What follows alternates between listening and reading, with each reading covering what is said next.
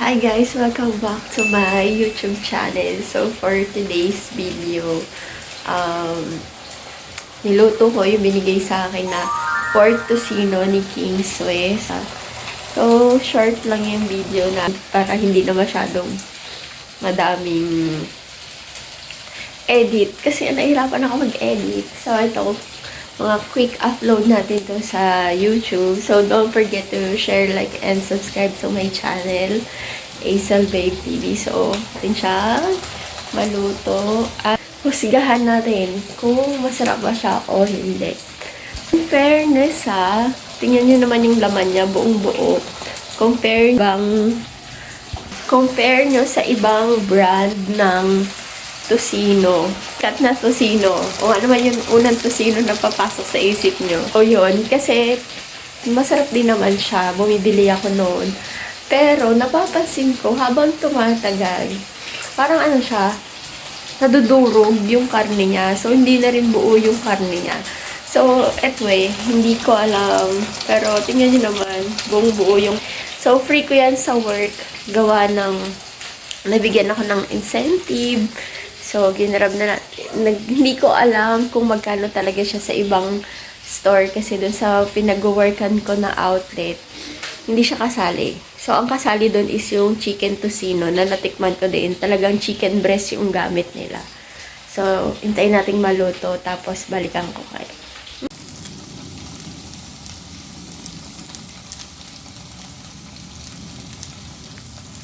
Siyang matapos, konti na lang. So, ito nga palang channel natin, itong vlog na to.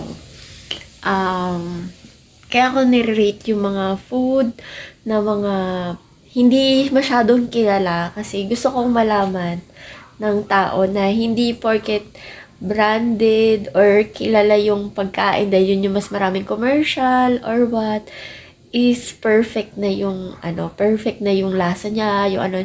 Pero maraming hindi alam yung tao na hindi porket wala siyang commercial, hindi siya ganun kakilala, hindi masarap yung binibigay nilang food.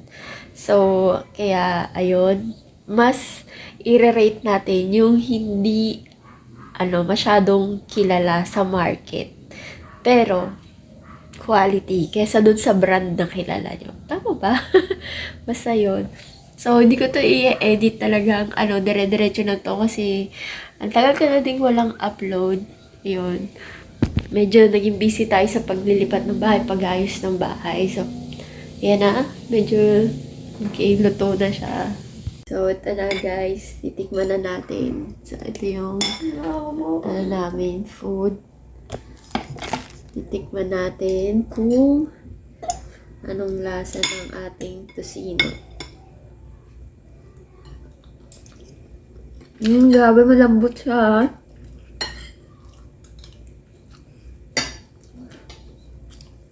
Hindi siya matamis.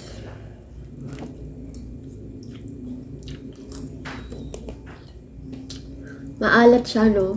Hindi siya matamis. Wala man lasa. Maalat siya.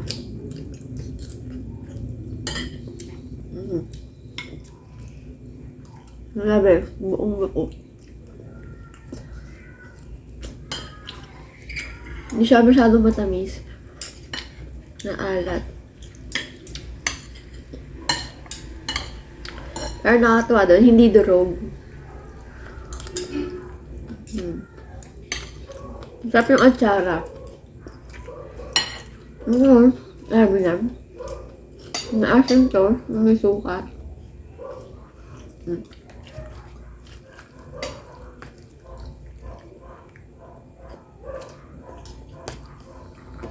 So, yun yung ko sa kanya, nagustuhan ko. Kasi yung ibang brands, kung bibili kayo ng mga, hindi ko na sasabihin, kasi kawawa naman yung mga friendship ko na yun yung company. So, yung mga brands na yun, yung alam yung sikat ng mga tocino, ganyan. Durog siya.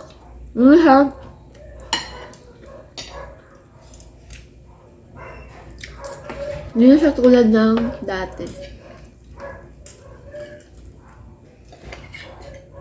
Kasi ito, ang daling niyang lutuin. So, kahit hindi mo siya kuluan, yun, Masarap na siya, malambot na siya. Saka hindi masyado mataba. Wala siya halos taba, pero sa karne. Ano, halos puro siya karne. Diba? Sulit din pala si Kingsway. So, now, you know, pag nakita nyo din yung brand ng Kingsway, subukan nyo din siya. So, marami pa akong brand ng Kingsway na meron dito sa ref ko. So, meron ako ng ham, meron ako ng bacon, sisig. So, abangan nyo yan dito sa channel ko. Actually, yung sisig, marami na yata nakakakain.